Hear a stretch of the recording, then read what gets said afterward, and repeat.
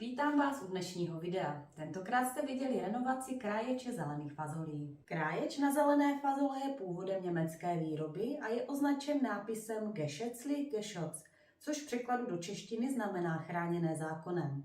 Stáří kráječe odhadujeme na 19. století. A teď si něco řekneme o fazolu.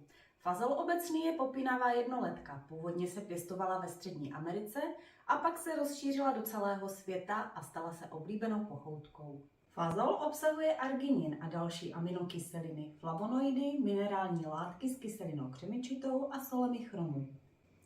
A jaké má účinky na naše zdraví? Největší hodnotou ve správné době sběru je velký obsah rostlinného inzulínu a spolu s borůvkou je základní složkou čajů proti cukrovce. Rostlina je močopudná, pomáhá i při revmatických bolestech. Fazol je v syrovém stavu mírně jedovatý, proto je vždy důležitá tepelná úprava. A to je pro dnešek vše.